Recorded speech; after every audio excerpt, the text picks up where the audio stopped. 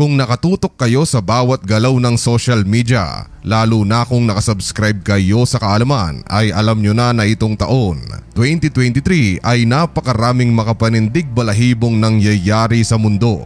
Mula sa mga UFO sightings. Confirmed Metro actually set up cameras at this home where a family called 911 claiming to see aliens in their backyard. Mga UFO attack. The events, a lot of the events that are being reported are true. Mga UFO bodies at kung ano-ano pang anomalya na atin nang napag-usapan. And believe me when I say, na boy, this year just gets even weirder dahil ngayong bare months ay itong viral sanmang lupalop ng social media kung saan may bus na may sakay ng mga batang estudyante. Ang tila naglaho na lang na parang bula. Kung bibisitahin mo ang comment section at likes ng kung saan mo man ito napanood ay katakatakang yung mga tao ay paniwalang paniwala at sinasabing ito ay totoo at simula na nga ng kung tawagin ay rapture. Get it buddy? Nagigets nyo ba ang lahat? Yung timeline na from mga UFO na pinabagsak ng mga jet fighter ng Amerikano to UFO attack to recovered alien bodies and now ay ang mga vanishing. Tila alien abduction ng mga tao na nakuhanan ng kamera. Well, pagtatagpi-tagpiin at aalamin nating lahat yan dito lang sa channel na kung ikaw ay may kaalaman, hinding-hindi ka malalamangan. And the story goes like this. Nanindig ang balahibo ko nang una kong mapanood ang ilan sa mga videong ating pag-uusapan. To be honest, ay medyo nahirapan akong alamin ang punot dulo ng lahat kasi halos lahat ng comments sa mga videong ito ay positibo. Tipong pati yung mga video effects artist na nag-iimbestiga sa mga video ay walang nakikitang kung anumang mga camera tricks o editing na nangyari. But you know me, I will get to the bottom of this para sa inyo. Meron akong solidong sagot kung bakit nangyayari ang lahat ng ito.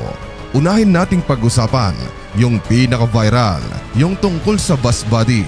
Dito sa video ay makikita natin ang mga estudyante sa likod at ang driver na nagmamaneho ng walang ano-ano'y biglang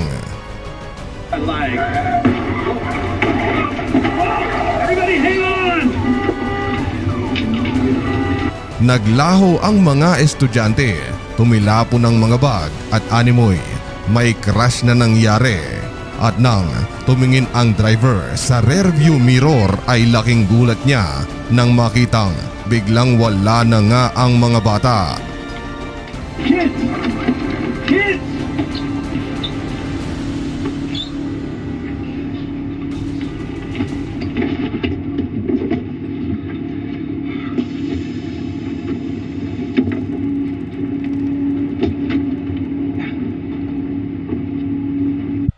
Pero hindi pa dyan matatapos dahil heto pa ang hidden gem o part 2 ng video na marami sa inyo ang siguro hindi pa nakakapanood pero ipapanood ko ito sa inyo buddy.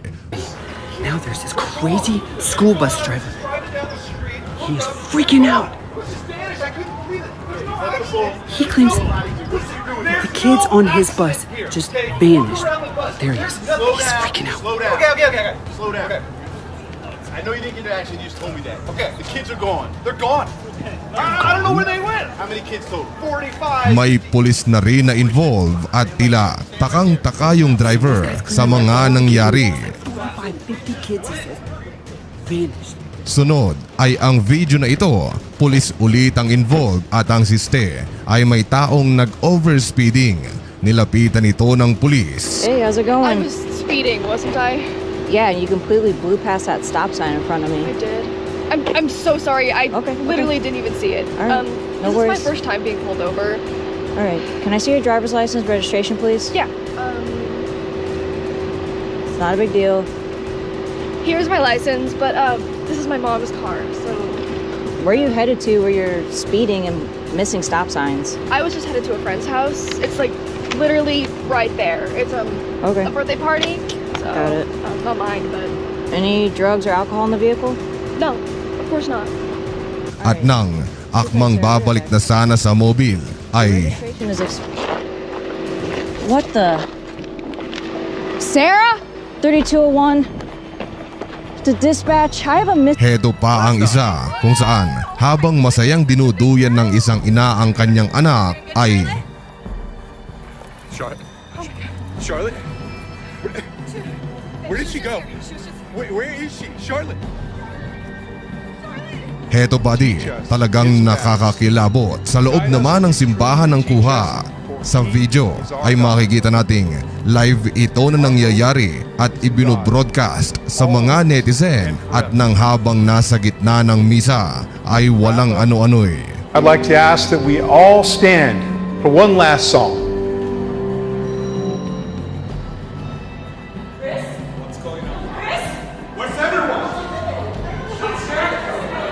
Sunod ay heto naman buddy, multi-angle capture sa loob ng restaurant at habang kumakain ang marami ay walang ano-ano'y.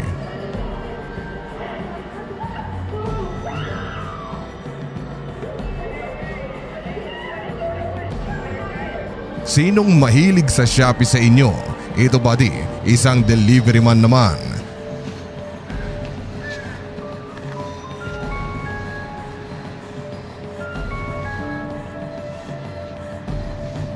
Hep hep hep hep hep ikaw, kung magaling kang editor ay may nakikita. May napapansin ka bang may cut na ginawa sa video? Dahil kung ako ang tatanungin, parang wala akong nakikita. Talagang nakakapanindig balahibo buddy ano? And last but definitely not the least ay ang video vlog na ito ng isang siklista. Sa video ay habang nagbabike kasama ng kanyang kaibigan ay Whoa! Jeremy? Jeremy! So ayun buddy, ang ilan sa mga nasagap ng aking antena, mga video kung saan ipinapakitang nangyayari na nga talaga ito sa iba't ibang panig ng mundo. Now, the $1,000,000 question na alam ko na excited na rin kayong malaman ay kung ito bang lahat ng ito ay totoo o isa na namang umaalingasaw, napakabahong, panis na luncheon meat. Inside term yun buddy ng mga taong nakasubscribe dito sa Kaalaman at kung hindi ka pa kasapi ay mag-subscribe ka na at bumili ng benta kong mga damit. High quality ang mga ito buddy at ang link ay makikita sa ibaba ng videong ito. You see, marami ang mga haka-hakang bumabalot sa mga videong ito. Ang iba ay sinasabing alien abduction ito, tipong considering yung mga nangyari nitong nagdaang mga buwan ay tuluyan na nga talaga tayong pinasok ng mga alien at nilulusob sa pamamagitan ng abduction. Yung mga tao daw ay kinukuha ng mga alien upang pag-eksperimentuhan at i-reverse engineer yung ating mga DNA. Isa lang yan sa mga teorya at ang isa naman ay ang lahat ng nangyayaring ito ay dahil sa kung tawagin natin ay rapture. Basically buddy, ay ang salitang ito ay mababasa sa Biblia kung saan there comes a time dito sa mundo natin na sa ikalawang pagbabalik ng Panginoon ay kukunin. Dadalhin niya ang mga taong sumasampalataya sa Kanya.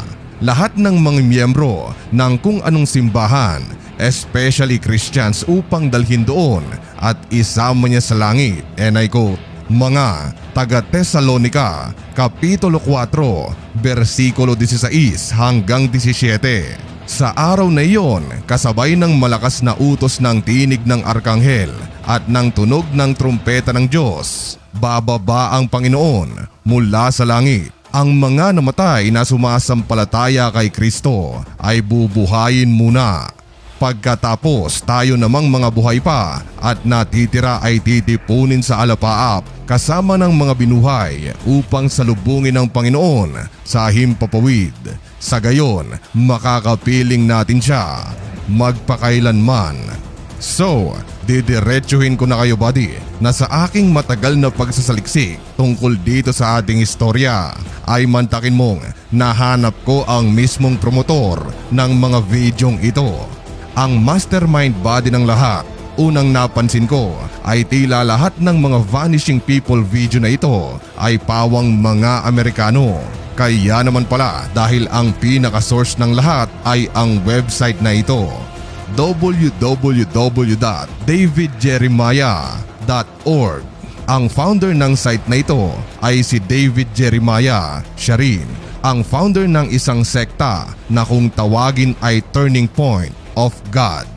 Ngayon, konting navigate ng website dito, kaunting click doon, scroll up ng kaunti at scroll down ng kaunti at sa ilalim ay makikita natin ang libro na kung tawagin ay The Great Disappearance. May halaga itong $40 to $75 to $1 million donation body kung paldong-paldo ka at pag kinlik mo ang link sa gilid nito ay bada bing bada boom.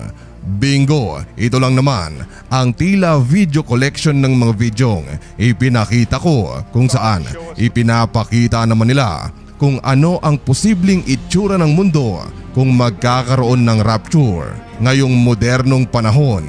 Hence, yung website kung saan mapapanood ang mga video nila ay ang kung tawagin ay perhapstoday.org o sa Tagalog ay baka ngayong araw.org. Maganda ang user interface body. Andito ang clip ng pulis, clip ng bus at pati yung clip sa loob ng simbahan. So, there it is buddy. The answer is in your hands na ang lahat ng ito ay isang napakabaho, umaalingasaw, isang panis na luncheon meat. Hindi ko naman sinasabi na hindi totoo ang rapture. Pero sa storya natin ngayon, lalo na may perang donation ang involved para makapunta sa langit, ay it's a red flag for me. At oo nga pala buddy, 2023 na, alam ko na matalino na kayo. At kung nasa ang sekta ka ngayon ay I highly 100% respect that. Pero payong kapatid lang na lagi mong tatanungin ang iyong sarili na kung ang inyong samahan o pastor na nagtuturo sa inyo ay tunay nga bang ginagamit siya ng Panginoon o sadyang ginagamit nila ang pangalan ng Panginoon. Tulad nito, for sure, paldo itong si Jeremiah na ito lalo na't viral ang kanyang mga video. At kung tatanungin kung ano ang kanyang puhunan para makakuha ng pera ay wala nang iba kundi ay ang kung tawagin ay eternal damnation. Takot na nararamdaman natin sa tuwing babanggitin ang ikalawang pagbabalik ng Panginoon. And that would be all buddy for today's video. Naway naging eye-opener ito sa inyong lahat at maraming salamat sa walang sawang suporta. And as always, thank you so much for watching. Goodbye.